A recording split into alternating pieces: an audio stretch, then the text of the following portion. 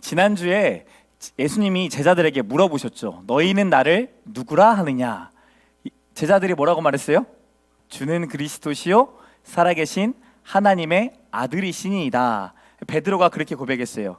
오늘은 두 번째입니다. 나는 너희를 누구라 하느냐? 오늘 1절에 답이 있습니다. 죽기 전에 하나님의 나라가 권능으로 임하는 것을 볼 자다. 하나님의 나라가 임하는 것을 보는 자가 우리다라고 마가복음 저자는 말합니다.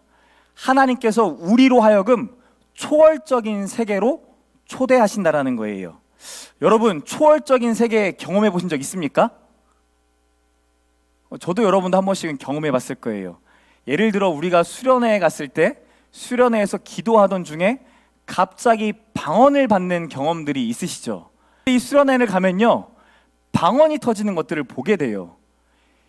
피지컬 월드, 물리적 세계에서 이해가 되지 않는 초현실적인 세계가 임한 것과 같은 상황이 현실의 삶에서 이루어지는 것을 보게 됩니다. 기도했어요.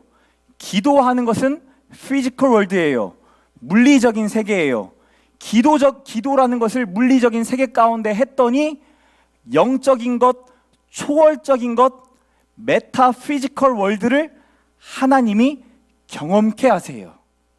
수련회뿐입니까? 이 예배 중에도 하나님이 초월적인 세계, 즉 하나님의 나라를 경험케 하십니다. 더 나아가 여러분 이럴 때 있지 않아요?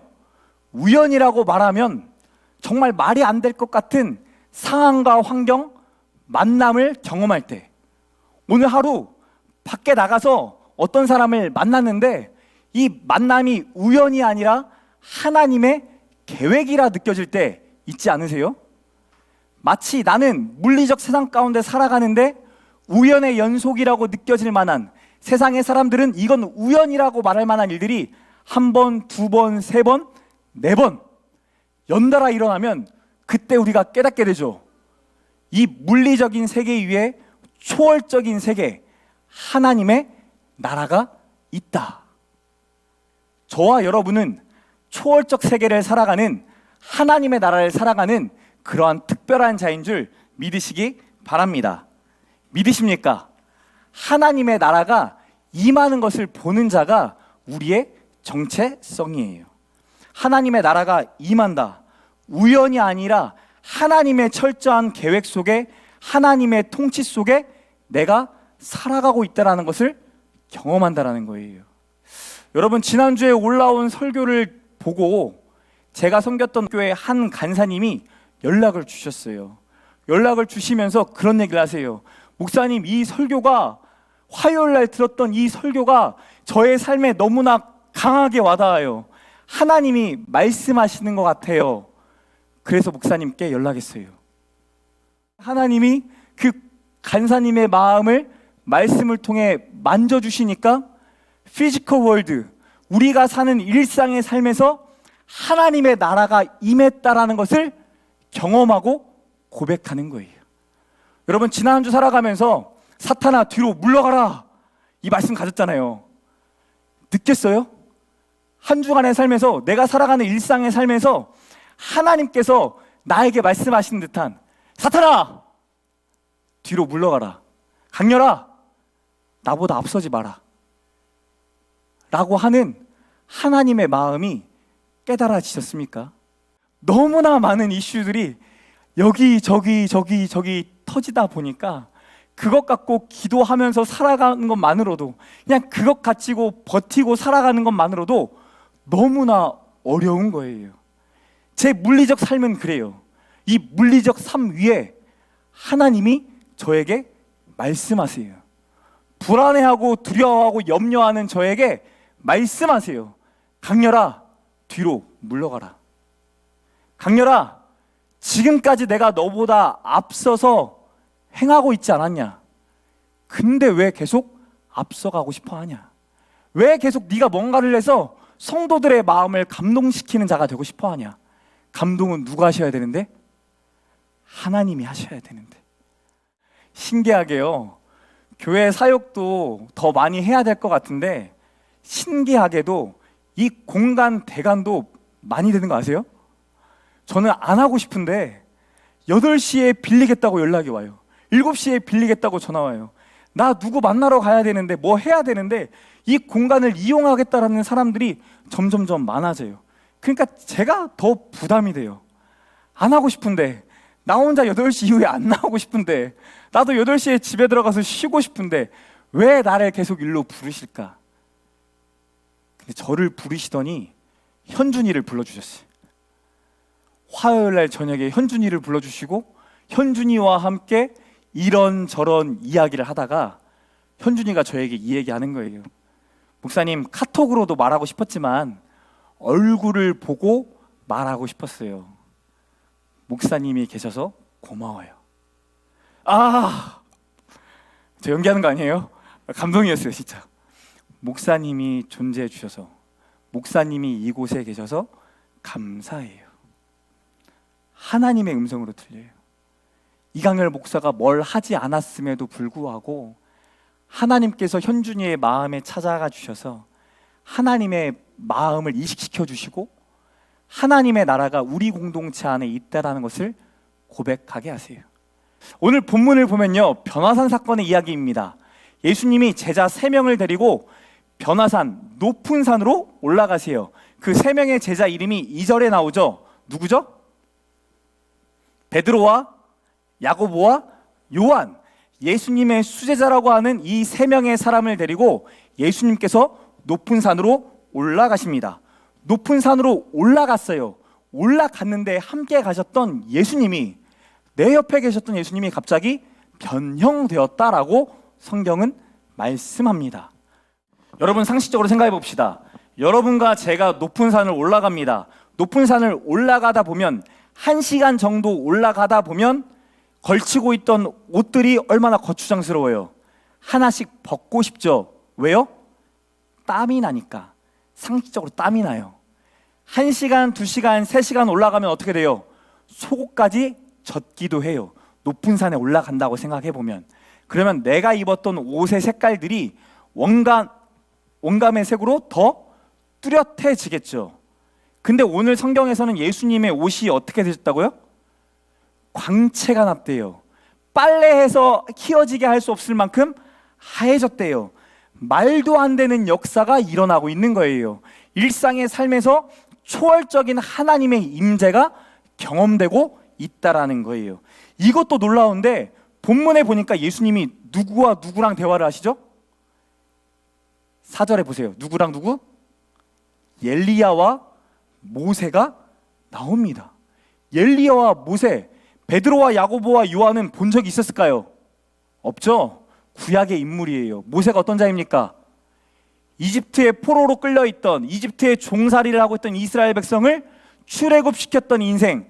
그러나 가나안 땅엔 들어가지 못하고 죽었던 사람이 모세예요. 죽었던 사람이 옆에 있어요. 여러분, 뜨악 이렇게 되는 거 아니에요? 갑자기 저희 아버지가, 돌아가신 아버지가 갑자기 이곳에 나타나신다고 생각해 보세요. 제가 너무나 기뻐할 거지만 제가 너무나 당황하고 무섭고 꿈인가 하면서 한 대씩 때려보겠죠. 근데 모세는 이미 죽었던 사람이에요. 두 번째, 엘리야가 어떤 자입니까? 놀라운 기적을 행하죠. 죽었던 자를 살리는 놀라운 기적도 행했던 사람이에요. 근데 이 사람이 마지막에 어떻게 됐어요? 불병거를 타고, 불말과 불병거를 타고 하나님 나라로 승천했어요. 근데 이 모세와 엘리야가 나타났습니다. 베드로와 야고보와 요한은 어떻게 알았을까요? 분명히 예수님과 하는 대화 가운데 알았겠죠. 얼굴은 모르지만 대화 중에 이 사람이 엘리야다, 이 사람이 모세다. 여러분, 이런 경험 해보고 싶지 않으십니까? 저만 그런가요? 저는 천국에 가서 한번 해보고 싶어요. 엘리야, 모세, 그리고 하필 다니엘, 왜 이렇게 열심히 잘 살았어? 요셉, 와, 끝까지 여자한테 안 넘어갔어. 제가 볼 땐 너무 존경스러운 형님들이에요. 그런 형님들이 천국에 계신다는 게 너무나 감사해요. 만나보고 싶어요. 제가 중고등학교 수련 시절에 그렇게 기도했거든요. 하나님, 방언 주세요. 안 줘요. 1년, 2년, 3년, 4년, 5년 안 줍니다. 그래서 기도 제목이 바뀌었어요. 어떻게 해요? 예수님 눈앞에 보여주세요. 도마처럼 저도 예수님의 옆구리에 손을 확 집어넣어보고 싶은데 나타나 보여주세요. 꿈속에서라도 나타나면 내가 예수님을 믿겠습니다. 여러분, 그러면 믿으시겠습니까? 물리적인 세상 속에 초월적인 예수님의 임재를 경험하면 여러분 믿으시겠어요? 예수님께서 모세와 엘리야와 대화를 나누시죠. 베드로와 야고보와 요한이 도저히 인간의 상식으로는 이해할 수 없는 일이 일어나고 있습니다. 꿈에서만 일어날 수 있는 일이 지금 일어나고 있다라는 거예요. 근데 만약 예수님이 나타난다고 한다면, 여러분 앞에 예수님이 나타난다고 한다면 여러분은 어떻게 하시겠습니까? 오늘 본문에 나타난 베드로는 5절에 이렇게 말을 합니다. 여기 있는 것이 뭐하니? 좋사오니. 특별한 거예요. 특별한 상황을 목격한 거예요. 여러분, 휴가 되면 남들이 가지 않았던 특별한 곳에 가고 싶지 않으세요? 최근 몇 년 동안 호캉스가 너무나 유행이었죠. 유명한 연예인들, 인플루언서들이 갔다고 하는 그 명소들에 가고 싶잖아요. 이 특별한 상황, 특별한 대우, 특별한 곳에서 특별한 일을 목격하고 있어요. 근데 이 베드로가 이 특별한 상황 가운데 하는 말이 뭐라고요? 여기 있는 것이 좋사오니. 저희도 그러겠죠. 예수님이 내 눈앞에 있으면 참 좋다. 예수님만 계시면 지금 내가 겪고 있는 고난과 역경과 고통, 산 아래속에서 내가 허덕이며 살아가야 될, 내가 고민과 고통과 고난 중에 살아가야 될 그 삶이 보이지 않을 거예요. 여기가 좋사오니 내가 예수님과 함께 하게 해주세요. 수련회 갔을 때 하나님을 깊게 만나고 경험한 아이들도 이렇게 변해요. 목사님, 말씀이 이렇게 단지 몰랐어요. 목사님, 예수님 믿는 게 이렇게 재밌는 건지 몰랐어요. 이전엔 분위기 취해서 하면서 뛰어놀았는데, 뛰어서 찬양했는데 그게 아니라 내 전심으로 손을 올리고 하나님께 찬양하는, 하나님 내 마음 받아주시죠? 받고 계신 거 나도 믿겨져요. 나도 깨달아져요. 그래서 하나님께 기도하는 게 너무나 행복해요 라고 말하는 아이들이 있습니다. 제가 같이 경험했어요. 방언을 경험하고 입신을 경험하고 진짜 말씀이 뜨겁게 가슴을 요동치는 아이들이 있어요. 그럼 그 아이들이 뭐라고 한 줄 아세요? 목사님, 집에 가기 싫어요. 왜요? 아는 거예요. 집에 가면 어떻게 될게? 집에 가면 혼자 할렐루야 할렐루야 하면서 찬양하겠어요? 안 한다는 걸 아는 거예요. 초월적인 영광을 경험한 자들이 일상의 삶에서 무너질 것을 너무나 잘 알고 있어요. 이때는 하나님의 영광이 느껴지는데 일상의 삶에서는 뭔가가 결핍되어지고 무너지고 부족한 게 느껴지니까 가기 싫어요. 중학생 아이들도 하나님을 만나면 뭐라고 하냐면요, 수련회가 1주일, 2주일, 3주일 길었으면 좋겠어요. 하나님, 국내 선교가 다음부터는 한 6개월씩 가면 안 됩니까, 목사님? 교회 돌아오면 제자리 있어요, 없어요? 없어요. 절대 할 수 없죠. 근데 이 놀라운 일들이 일어나더라는 거예요.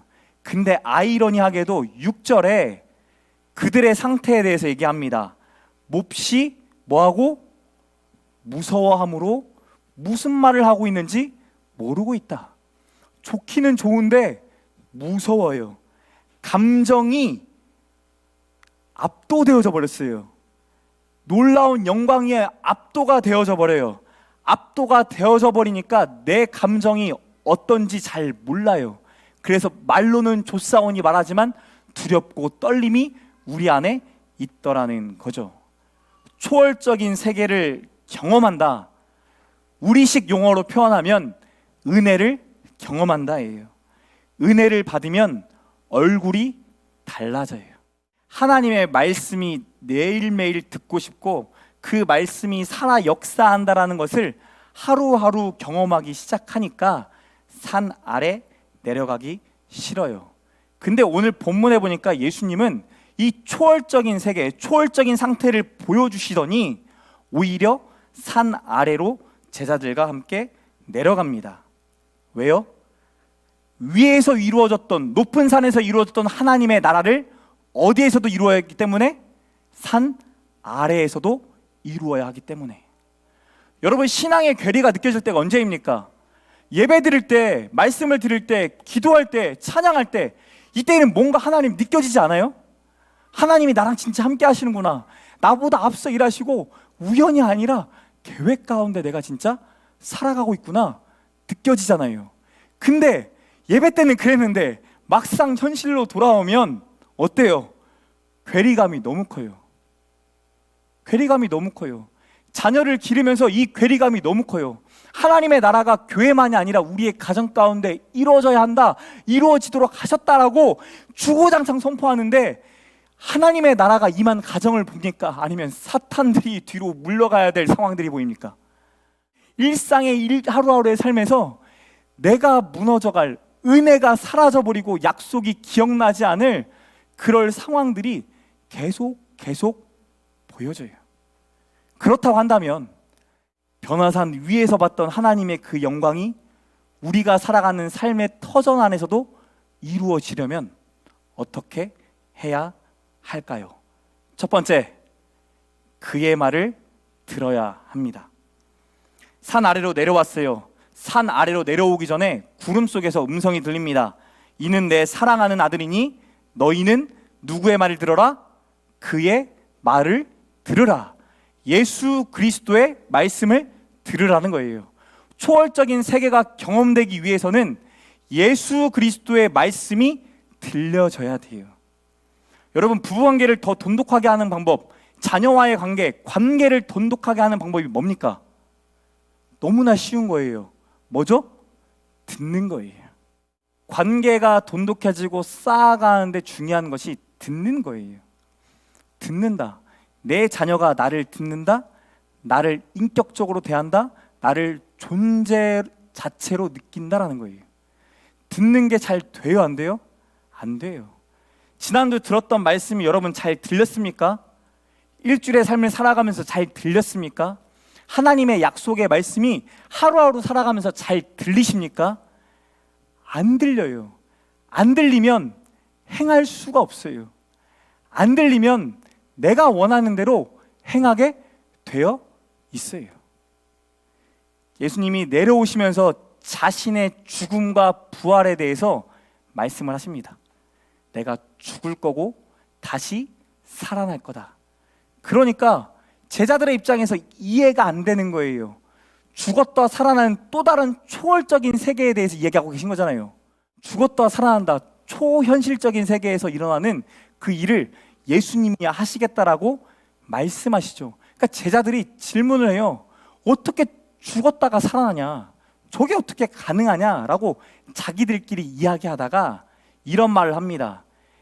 엘리야가 먼저 와서 모든 일을 다 해야 된다고 하는데 엘리야가 온다라는 뜻이 무엇입니까? 당시 시대에는요, 서기관들이 율법학자예요. 성경에 대해서 가르치고 해석하는 것을 가르쳐줬어요. 유대 문화는 하나님을 유일한 신으로 믿고 따랐던 사람들이고 자신들이 알고 있는 이 토라, 성경의 말씀을 가지고 살았던 사람들입니다. 그리고 이 말씀을 잘 해석해주는 서기관, 율법학자들, 그들의 말을 하나님의 말씀으로 여기고 살았던 사람이에요. 근데 이 서기관들이 당시에 어떤 말을 했냐면 메시아라는 존재, 구원자가 오기 전에 엘리야가 먼저 와야 된다. 그리고 엘리야가 모든 것을 다 이루고 나면 메시아가 올 거다라고 말을 하죠. 근데 예수님은 지금 뭐라고 말씀하세요? 인자가 산다, 죽는다, 죽었다, 살아난다라고 얘기해요.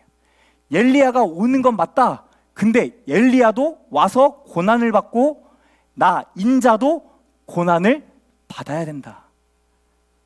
당시에 편만하게 알려있던 서기관들에 의해서 알고 있던 지식이 잘못됐다라고 얘기해요. 뭐를 들어서? 구약 성경의 말씀을 들어서. 하나님의 말씀을 해석하는 서기관들이 하나는 맞고 두 개는 틀렸잖아요.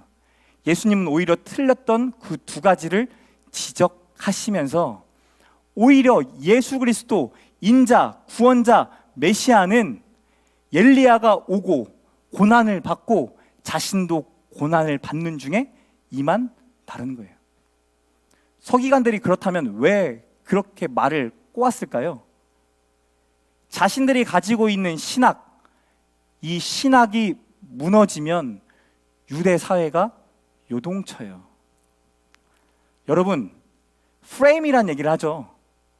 세상이 우리를 프레임 시켜요. 프레임 속 안으로 집어넣어요. 우리가 이 프레임을 벗어나면 마치 모든 것이 무너질 것처럼 얘기를 해요. 주식 사야 된다. 다 집 있잖아. 애들 학원 10개씩 다니잖아. 이 프레임 벗어나면 니네가 살아가는 물리적 세상에서 살아갈 수 없어. 야, 이거 안 갖추면 어떻게 결혼하냐? 너무 많이 들리죠? 근데 뭐라고요? 물리적 세상 가운데 살아가지만 초월적 세계가 임하게 하시는 예수님이 그의 말을 뭐하라? 들으라. 우리가 먼저 들어야 돼요. 하나님의 말씀 우리에게 들려야 돼요. 들리지 않으면 들리지 않기 때문에 놓치고 살아가는 삶이 너무 많아요. 하나님이 나라를 우리 가정 위에 임하게 하시려고 하는데 하나님의 나라가 임하기는커녕 사탄의 나라가 우리의 가정에 임하게 되더라고요. 그때 잠시 멈추셔야 돼요. 멈추시고 듣게 되는 저와 여러분이 되시길 축복합니다. 두 번째는요, 하나님의 나라가 임한 것을 보는 하나님의 사람들은 믿음이 필요합니다. 할 수 있거든이 무슨 말이냐? 믿는 자에게는 능치 못함이 없으리로다. 예수님과 세 제자들이 있던 나머지 제자들이 있던 곳으로 왔습니다. 왔는데 소란이 일어났어요. 예수님의 제자들이 귀신 들린 아이를 고쳐줄 줄 알았는데 이 말 못하는 귀신 들린 자, 더러운 귀신 들린 자를 고쳐줄 줄 알았는데 고쳤어요? 못 고쳤어요? 못 고쳤어요. 못 고치니까 이 아이의 부모가 예수님께 다가와서 말하죠. 수많은 무리 가운데 있어서 말을 해요. 이 귀신이 어디서든지 우리 아이를 잡으면 거꾸러지고 거품을 흘리고 이를 갈며 파리에 지나이다. 귀신이 그를 죽이려고 불과 물에 자주 던졌나이다. 여러분 한번 상상해 보세요. 내 자녀가, 내 부모가, 내 가족이 내가 상상하지 못할 또 다른 영적인 세계 가운데 허덕이고 있다고 한다면, 귀신이 들려서 인생을 살아갈 수 없다고 한다면, 어떤 병에 걸려서 하나님이 주신 완벽한 삶, 아름다운 삶을 살아가기는커녕 주변의 사람들이 손가락질하고 욕하고 쟤네가 분명히 귀신 들린 데는 이유가 있을 거야라 말하는 그런 상황 가운데 놓여 있다고 한다면 여러분 그 마음이 얼마나 무너지겠습니까? 어릴 때부터 그랬대요. 어릴 때부터 그래서 아이가 됐어요. 이 아이가 되기까지 몇 년이 걸렸는지 성경은 얘기하고 있지 않습니다. 하지만 몇 년이 걸렸든 간에 부모가 포기했습니까? 안 했습니까? 포기하지 않았죠. 포기하지 않았어요. 예수님에 대한 소문, 예수님의 제자들이 권능을 일으킨다, 이 물리적인 세상에서 초월적인 능력을 보여주더라라는 소문이 들려요. 여러분이라면 어떻게 하시겠습니까? 저라도 미친 듯이 뛰어갈 거예요. 저희 태양이가 유아식을 먹는 기계를 건드려가지고 이 왼쪽 다리에 화상을 쫙 입었단 말이에요. 지금도 여름만 되면은 그 화상이 너무 잘 보여요. 저는 그 상처를 볼 때마다 우리 아들의 드레싱 했던 작업이 떠올라요. 드레싱 할 때 이 2살짜리 아기가 소리를 고함을 지르는데 고함을 지르다가 소리가 안 나와서 나오는 소리 아세요? 그냥 고함이 이거잖아요. 이렇게 돼요. 소리가 먹어 들어가요. 숨이 안 쉬어져가지고. 그렇게 10분 드레싱하고 오면 전신이 다 젖어 있어요. 기저귀가 젖어 있어요. 저는 그 상처만 보면 그때 그 태양이가 너무나 떠올라요. 근데 이 상처가 사라졌을까 안 사라졌을까요? 안 사라지죠. 제 마음에도 이 마음이 있어요. 우리 태양이가 20살만 되면, 25살만 되면 내가 그 기간 동안 결혼하기 전에 저 상처를 다 없애주리라. 그때는 의학이 발전했겠지. 뭐 줄기세포 뭐 이런 거 한다고 하니까 또 가능하겠지. 한 가지 인생의 소망을 가져봐요. 그러면서도 한 가지 더 기도하는 게 뭔지 아세요? 우리 아들이 자신이 갖고 있는 상처 때문에 마음의 상처를 좀 덜 갖게 해주세요. 마음의 상처를 주는 사람이 참 많잖아요. 보이는 걸로, 그냥 느껴지는 것으로 툭툭 내뱉으면서 하는 그 말이 꽂히고 꽂히고 꽂혀요. 그랬던 자가 귀신 들렸던 이 아이이고 그 부모란 말이에요. 그런데 이 부모가 예수님 앞에 나오죠. 제자들이 할 수 없습니다. 제자들은 못하는데 예수님은 혹시 할 수 있습니까? 예수님이 할 수 있다고 한다면 우리를 불쌍히 여겨주시고 고쳐주세요. 귀신을 쫓아주세요. 그때 하셨던 예수님의 말씀이 뭐라고요? 할 수 있거든이 무슨 말이냐? 믿는 자에게는 능치 못함이 없으리로다. 같이 한번 고백할게요. 시작. 할 수 있거든이 무슨 말이냐? 믿는 자에게는 능치 못함이 없으리로다. 물리적 세계 위에 하나님의 나라, 초월적인 세계를 가지고 내려오는 데는 믿음이라는 게 필요해요. 믿음. 이 말을 듣자마자 부모가 이렇게 말을 하죠. 나의 믿음 없음을 용서해 주세요. 내가 믿나이다. 100% 믿는 거예요? 아니죠. 방금까지도 할 수 없다라고 생각했는데, 할 수 있을 수도 있고 없을 수도 있다라고 생각했는데 갑자기 믿음이 100%가 돼요? 아니에요. 저와 여러분이 그러잖아요. 저와 여러분의 삶에서 그러잖아요. 물리적인 삶을 살아가면서 하나님 이거는 하나님 할 수 있죠. 근데 하나님 이건 하나님 못하죠. 우리가 이런 믿음으로 살아가잖아요. 내가 생각했던 계획, 내가 생각했던 프레임, 내가 생각했던 어떤 틀을 벗어나기 시작하면 하나님이 이 영역은 할 수 없잖아요 라고 우리도 좌절하잖아요. 근데 뭐라고요? 할 수 있거든이 무슨 말이냐? 믿는 자에게는 능치 못함이 없으리로다. 부모의 믿음 없음을 아시고 예수님이 뭐를 요구하세요? 믿음을 요구하세요. 하나님의 나라가 우리의 가정 가운데 임하게 하기 위해, 물리적인 세상 위에 하나님의 나라가 임하기 위해 예수 그리스도의 말씀이 필요하고요. 두 번째, 그 말씀을 믿는 믿음이 필요해요. 100%의 믿음이 필요할까요?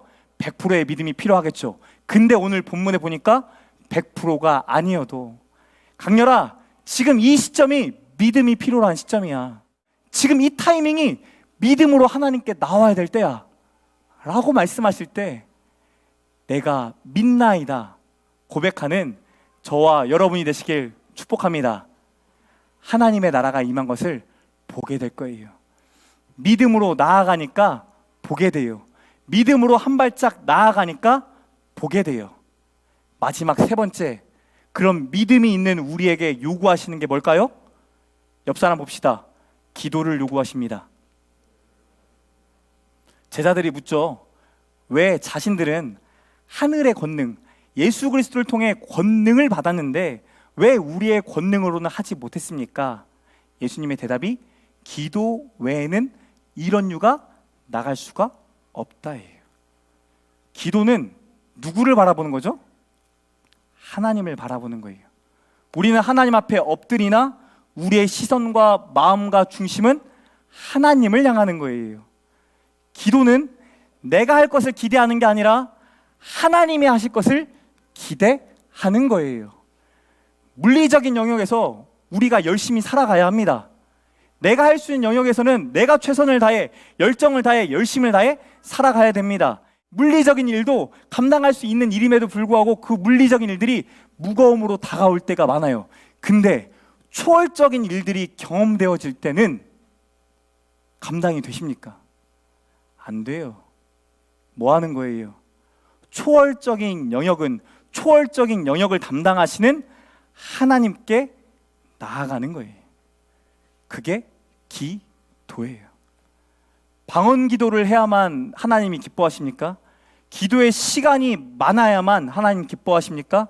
아니죠. 하나님만이 하실 수 있습니다. 하나님만이 하실 수 있는 유일한 일입니다. 이 믿음의 기도를 드리는 것을 좋아하신다는 거예요. 근데 이 변화산 말씀이 저에게 위로가 되더라고요. 강렬아, 내가 너희에게 너희 가정 위에 줬던 수많은 약속의 말씀이 있지. 그 약속의 말씀을 붙잡고 믿음의 길을 걸어갔던 너네 아빠 있었지. 너가 천국에 가면 변형된 모습으로 만날 이 놀라운 일을 내가 지금 너에게 말해줄게. 근데 지금 너의 때는 아니고 아직 너의 때는 안 됐으니 내가 부르는 그때가 올 때까지 너는 이 땅으로 내려와 하나님의 나라 전해야 되지 않겠냐? 강렬아, 내가 너에게 줬던 말씀 들리니? 기억나니? 주의 말씀은 내 발의 등이요 내 길의 빛이니이다. 내가 걸어가는 인생의 걸음걸음 위에 빛이 되고 등불이 되시던 하나님이 강렬아, 기억나냐? 지금 이 상황에서도 너에게 믿음을 요구하는 내가 얄밉냐? 믿음으로 살아갈 너의 삶이 얄밉냐? 내가 그동안 다 채워줬잖아. 그동안 선하게 인도했잖아. 네가 만날 수 없는 사람들 만나게 했잖아. 너가 하나님의 얼마나 크고 크심을 경험하게 했잖아. 근데 강렬아, 그 집 하나가, 집안의 일들이 너에게 그렇게 무겁냐? 그 가정 위에 하나님의 나라를 임하게 해야 되지 않겠냐? 기도하게 돼요. 하나님, 그동안 저희 어머니와 함께 하셨고 저희 가정과 함께 하셔서 가장 선한 길로 인도하신 자가 여호와 하나님이신 것을 믿습니다. 여호와를 내가 앙망하고 순종하는 자가 되기 원합니다.